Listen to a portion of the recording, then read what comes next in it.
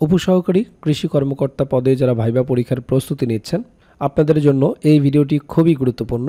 উপসহকারী কৃষি কর্মকর্তা স্পেশাল ভাইবা নোটের 6 নম্বর রিয়েল ভাইবা এক্সপেরিয়েন্সটি আপনাদের সাথে শেয়ার করব। আশা করছি আসন্ন ভাইবা পরীক্ষায় আপনারা এই ভিডিও থেকে কমন পেয়ে যাবেন এবং বুঝতে পারবেন কী ধরনের প্রশ্নগুলো আপনাকে ভাইবা পরীক্ষায় ফেস করতে হবে। যার ভাইবা নিয়ে আলোচনা করব তার নাম সঞ্জিদা আক্তার। যেমনটি ছিল তার ভাইবা এক্সপেরিয়েন্স, প্রথমে আমি সালাম দিলাম, এরপর অনুমতি চাইলাম, স্যার আসতে পারি? স্যার বললেন, আসুন, বসুন। আপনার নাম কি? আপনার জেলার নাম কি? কোথা থেকে পড়াশোনা করেছেন? তো আমি বললাম। এরপর স্যার আমাকে জিজ্ঞাসা করলেন, বীজ প্রযুক্তি কাকে বলে? বললাম, বীজ প্রযুক্তি এমন একটি বিজ্ঞান যা বীজের ভৌত ও জিনগত বৈশিষ্ট্য উন্নত করতে কাজ করে। এর মধ্যে রয়েছে নতুন জাতের উন্নয়ন, উন্নত বীজ উৎপাদন, বীজ প্রক্রিয়াজাতকরণ, সার্টিফিকেশন ও সংরক্ষণ। ভাইবা বোর্ডের অন্যতম একটি বৈশিষ্ট্য হলো আপনি যে উত্তর করবেন সেই উত্তর থেকেই পরবর্তী প্রশ্ন করার চান্স অনেক বেশি। যেমন তাকে জিজ্ঞেস করেছে বীজ প্রক্রিয়াজাতকরণ কী? তো আমি বললাম, বীজ ফসল কাটার পর বাছাই, শুকানো, ঝাড়াই, আকার অনুসারে ভাগ বা গ্রেডিং, শোধন ও প্যাকিং করাকে বীজ প্রক্রিয়াজাতকরণ বলে। এরপর স্যার আমাকে জিজ্ঞেস করলেন, বীজ গ্রেডিং কি, সর্টিং কি? তো আমি বললাম, বীজ গ্রেডিং হলো একটি প্রক্রিয়া যার মাধ্যমে বীজের আকার, আকৃতি, ওজন, রং এবং পুষ্টিগুণের মতো বিভিন্ন বৈশিষ্ট্যের উপর ভিত্তি করে বীজগুলোকে বিভিন্ন মানে ভাগ করা হয়।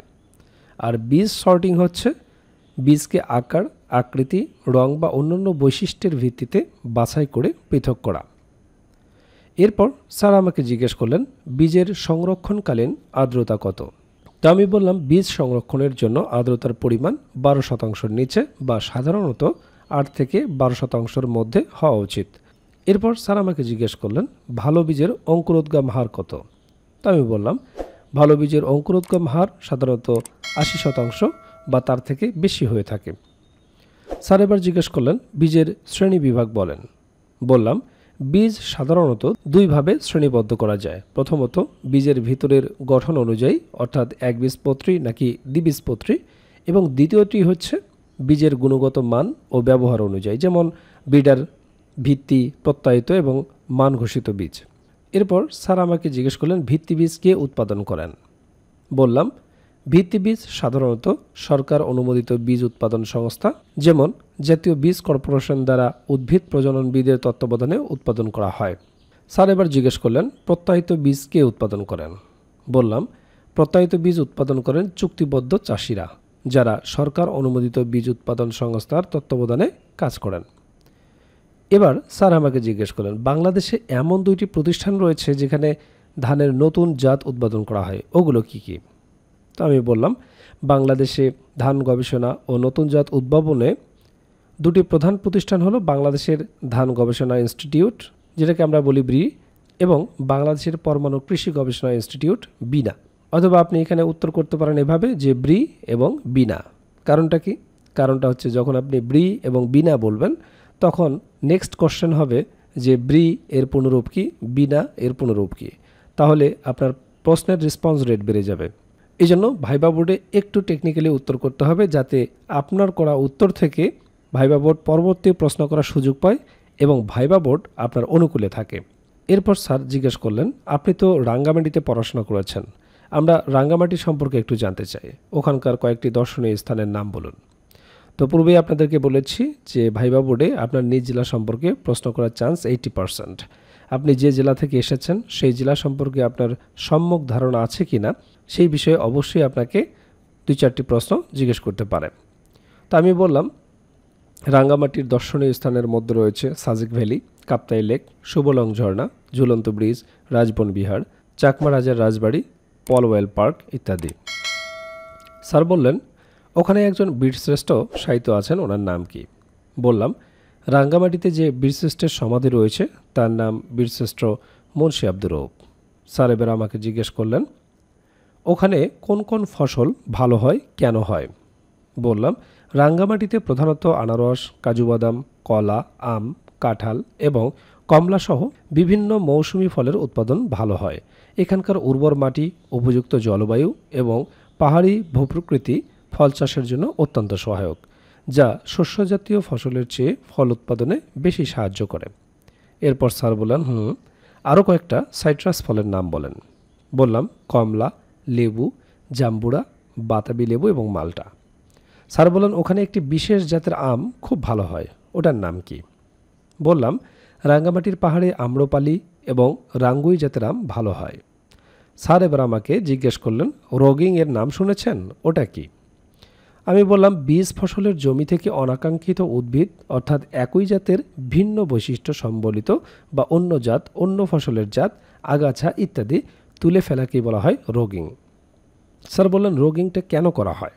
বললাম রগিং করা হয় বীজ ফসলের বিশুদ্ধতা রক্ষা এবং উন্নত মানের বীজ উৎপাদনের জন্য। এরপর স্যার আমাকে জিজ্ঞেস করলেন পার্সিং কি? বললাম পার্সিং একটি জৈবিক দমন ব্যবস্থা। ফসলের জমিতে গাছের ডাল, কঞ্চি, বাঁশের খুঁটি এগুলো পুঁতে পাখি বসার ব্যবস্থা করলে পাখি ক্ষতিকারক পোকার মথ, বাচ্চা, ডিম খেয়ে পোকা দমন করে। পোকা দমনের এই পদ্ধতিকে বলা হয় পার্সিং। স্যার এবার আমাকে জিজ্ঞেস করলেন যে লাইভ পার্সিংয়ের নাম শুনেছেন, এই পদ্ধতিগুলো কিসের অন্তর্ভুক্ত? তা আমি বললাম স্যার এটি হচ্ছে IPM এর অন্তর্ভুক্ত।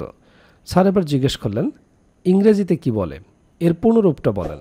তাই আমি বললাম IPM এর পুনরূপ হলো ইন্টিগ্রেটেড পেস্ট ম্যানেজমেন্ট বা সমন্বিত বালাই ব্যবস্থাপনা। স্যার এবার আমাকে জিজ্ঞেস করলেন আপনার বয়স তো এখনও অল্প মনে হয়, আপনার প্রথম ভাইবা পরীক্ষা এটি? আমি বললাম জি স্যার, এটাই আমার প্রথম ভাইবা। স্যার বললেন ওকে আপনি আসুন। আমি সালাম দিয়ে ভাইবা বোর্ড থেকে বের হয়ে আসলাম। তো আপনারা দেখলেন উপসহকারী কৃষি কর্মকর্তা ভাইবা বোর্ডে কী ধরনের প্রশ্নগুলো জিজ্ঞেস করা হয়, আর এই বিষয়গুলো নিয়েই আমরা তৈরি করেছি উপসহকারী কৃষি কর্মকর্তা স্পেশাল ভাইবা নোটটি। যারা উপসহকারী কৃষি কর্মকর্তা পদে ভাইবা দিবেন তারা কেন এই ভাইবা প্যাকেজটি সংগ্রহ করবেন, কারণ এই ভাইবা প্যাকেজে 3টি নোট রয়েছে, যে 3টি নোট আপনার লাগবেই। ভাইবা বোর্ডে আপনার বিষয়ভিত্তিক প্রশ্ন জিজ্ঞেস করবে, সেই বিষয় সহ বিগত বছরের 10টি রিয়াল ভাইবা সমাধান করা আছে এবং এই রিয়াল ভাইবাগুলো থেকেই বেশিরভাগ প্রশ্ন আপনারা আসন্ন ভাইবা পরীক্ষায় কমন পেয়ে যাবেন। সেই সাথে আপনাকে সাধারণ জ্ঞান অংশ থেকে কিছু প্রশ্ন জিজ্ঞেস করতেই পারে। সেই সাধারণ জ্ঞানের উপর একটি অসাধারণ ভাইবা নোট থাকবে। সেই সাথে ভাইবা বোর্ডে আপনাকে জিজ্ঞেস করতে পারে যে আপনি কোন জেলা থেকে এসেছেন, আপনার জেলা কেন বিখ্যাত, আপনার জেলার নামকরণের ইতিহাস কি, আপনার জেলা মুক্তিযুদ্ধে কী অবদান রেখেছিল, আপনার জেলার ভাষা ও সংস্কৃতি সম্পর্কে জানতে চাইতে পারে, বিখ্যাত ব্যক্তিবর্গ সম্পর্কে জানতে চাইতে পারে। এই সমস্ত খুঁটিনাটি বিষয়গুলো নিয়ে সাজানো হয়েছে আপনার জেলা সম্পর্কিত ভাইবা নোটটি। মোট কথা উপসহকারী কৃষি কর্মকর্তা ভাইবা পরীক্ষায় আপনার যেখান থেকে প্রশ্ন করতে পারে সেগুলো অ্যানালাইসিস করেই 3টি নোটে সাজানো হয়েছে এই ভাইবা প্যাকেজটি। আশা করছি আসন্ন ভাইবা পরীক্ষায় আপনারা এখান থেকে শতভাগ কমন পেয়ে যাবেন। এই প্যাকেজটি ইতিমধ্যে অনেক ভাইবা প্রার্থী সংগ্রহ করেছেন।